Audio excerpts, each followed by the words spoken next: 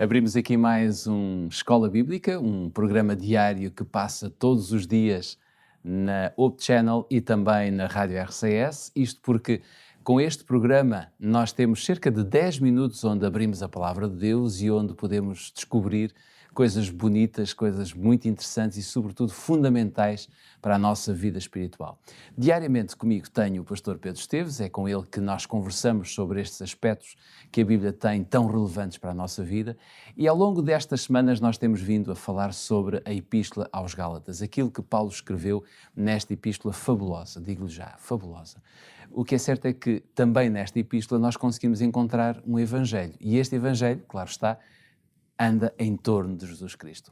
Pedro, vamos abrir mais um episódio aqui na Escola Bíblica. Para isso, pergunto qual é o sumário de hoje. Vamos ao nosso sumário, vamos falar sobre concerto ou aliança. E a ideia-chave que vamos explorar é que o concerto é um conceito-chave na Bíblia, em toda ela, desde o princípio, e é uma ideia-chave, sobretudo, na relação entre o Criador e o homem. E, portanto, nós precisamos de compreender, sobretudo no Antigo Testamento, qual é o conceito de concerto que o apóstolo Paulo explora para entender muito do que ele diz, e é isso que vamos tentar entender. Ok. Antes de irmos ponto por ponto a este assunto, nós vamos abrir a nossa Bíblia e desta vez não vamos abrir nem em Gálatas, nem em nenhum outro livro do apóstolo Paulo. Vamos abrir no primeiro livro da Bíblia, em Gênesis capítulo 2, logo no segundo capítulo, para lermos os versículos 16 e 17. Se tiver a sua Bíblia à mão, pode fazê-lo, Gênesis capítulo 2, e acompanhar a nossa leitura nos versículos 16 e 17. Se não, pode seguir o nosso quadro que diz: E ordenou o Senhor Deus ao homem, dizendo: De toda a árvore do jardim comerás livremente, mas da árvore do conhecimento do bem e do mal, dela não comerás, porque no dia em que dela comeres, certamente morrerás. Esta é uma passagem que está escrita, como lemos, em Gênesis capítulo 2. Pedro, estamos a falar sobre Paulo. Pedro, diz-me o seguinte: neste capítulo, e nesta passagem, juntando agora ao capítulo 4 de Gálatas, e como tu disseste e bem no sumário, Paulo vai explorar aqui a ideia de dois concertos. E isto talvez fosse bom, então, nós podermos rever ponto por ponto qual é o conceito que existe de concerto na Bíblia e quais são os elementos básicos que compõem estes concertos. Sim, não há dúvida que o tema do concerto, como dizíamos, é um tema central para compreender a Bíblia de uma forma geral, particularmente o Antigo Testamento, toda essa história da relação, desde o princípio, a relação entre Deus e o seu povo, começando no princípio, claro, de uma maneira muito direta, com o primeiro casal, como ainda há pouco lemos, mas depois com os patriarcas, enfim, na Gênese, mais tarde na Gênese do povo de Israel, com o chamado de Abraão, que depois, claro, vai se tornar mais específica, digamos assim, essa situação, quando o Sinai, da liderança de Moisés, a lei mosaica. Mas mesmo ao longo de toda a história de Israel, se fosse através dos profetas, em contacto com os reis, os juízes, em todos esses momentos nós encontramos que, no fundo, a metodologia, o projeto divino, vamos chamar-lhe assim, para o ser humano, seja individualmente, em famílias ou o povo de forma organizada, passava por esta ideia de Deus procura estabelecer um concerto. Portanto, Deus promove aliança, dá condições para essa aliança, faz promessas e, com base nessas promessas, naturalmente, que ele pede ao ser humano, ou desafia o ser humano a aderir a esse concerto.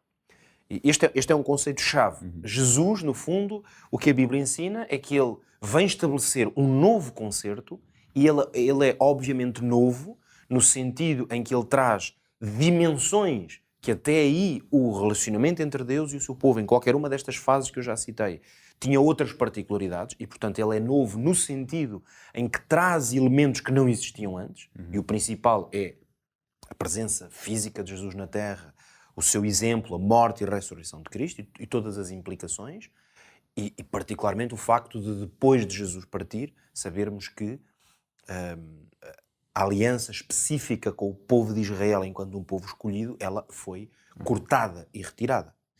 Mas quando olhamos para o Antigo Testamento, será que podemos encontrar falhas ou a ideia de falhas em reconhecer o Antigo Testamento? Aqui o problema é que, nesta análise sobre a existência de dois concertos, é que alguns cristãos, teólogos, enfim, estudiosos da Bíblia, rejeitam a autoridade do Antigo Testamento. Em certo sentido, esse é o ponto de partida. No sentido em que a leitura possível, nesse caso, é que o Novo Testamento, portanto, que literalmente significa Nova Aliança, nós usamos a palavra testamento, não é? Mas estamos quase a transliterar do latim, na verdade. Se é nova, significa que havia uma velha. Que uma velha, e a ideia é, se a nova, significa que a velha não tem nada para nós. Esse é o conceito. Ficou anulada. Ficou completamente anulada. E a verdade é que obviamente, que há uma progressão na forma como essa aliança se manifesta, mas tal como existiu desde o princípio, porque a aliança que Deus estabeleceu com Abraão não tinha exatamente o mesmo perfil que estabeleceu com Adão e Eva. No entanto, qualquer uma delas são pactos e alianças que Deus fez. Ou mesmo algumas alianças particulares, pactos que Deus procurou fazer em diferentes momentos da história, e revelam o contexto, ele pode ser alterado. Isso significa que, por exemplo, quando Paulo olhava para o possível legalismo que havia em Gálatas, no fundo, essa também era uma deturpação, digamos assim, daquilo que era o velho e o novo concerto. Sim. No fundo, esta ideia de que reconhecer que no Antigo Testamento a salvação seria baseada na obediência, poderá levar precisamente a uma ideia de que esse era um conceito meramente legalista e que, no fundo, o que Jesus nos libertou foi desse, precisamente, conceito legalista. No entanto, há aqui algo que é importante nós compreendermos. É que, desde os tempos bíblicos, aquilo que nós costumamos chamar o judaísmo bíblico, essa forma de aliança que Deus estabeleceu com o seu povo, na verdade, sempre foi uma religião de graça. E aqui é que é muito importante compreender a Bíblia como um seu todo para chegarmos ao âmago desta questão. Seria completamente errado pensar que o propósito e o ensino básico do Antigo Testamento era que as pessoas eram salvas através das obras. Porque se assim fosse, então a única coisa que Deus tinha que fazer era esperar, por assim dizer, até que alguém conseguisse obedecer perfeitamente. Isso até tornaria desnecessária a vinda de Jesus Cristo. O facto de as profecias apontarem para um Messias, para um Salvador, o facto dos sacrifícios, por exemplo, que faziam parte dos requisitos dessa aliança, apontarem para um sacrifício supremo que deveria ser feito, tudo isso já eram indícios de que mesmo se o povo tinha que cumprir esses preceitos para orientar a sua vida religiosa, na essência, a graça já estava tipificada. Isso quer dizer que o Evangelho da Graça estava já potencialmente a ser usado, mesmo se era necessário que Cristo viesse, como é evidente, para dar força, digamos assim, para dar conteúdo a tudo aquilo que estava a ser feito de forma simbólica. Mas quando tu falas disso, falas de povos, falas de judeus, por exemplo.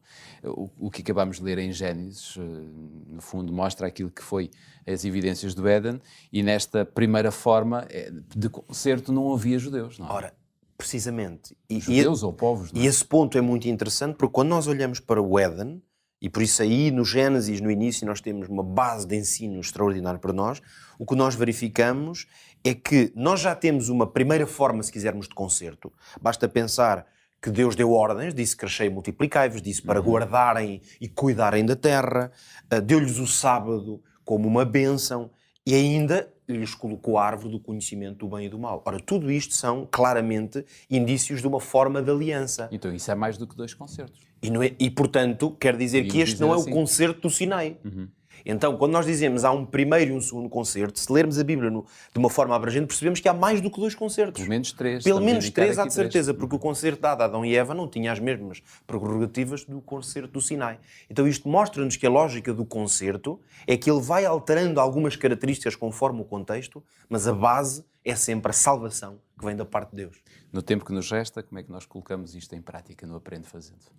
No fundo, a grande lição que nós precisamos de aprender é que em qualquer época da história e da relação entre Deus e o homem, o que o ser humano necessita de fazer é aprender a depender de Cristo. E por isso o desafio é este. Aprenda, faça um esforço para não depender de si, mas depender de Cristo. E essa é a base para viver em aliança com Ele. Dependa de Cristo, confie em Deus de todo o seu coração E saiba que nós estaremos cá já no próximo episódio com mais um Escola Bíblica para lhe dar a conhecer as grandes verdades que nós encontramos em toda a Bíblia e neste modo particular na Epístola aos Gálatas. Até lá, passe bem.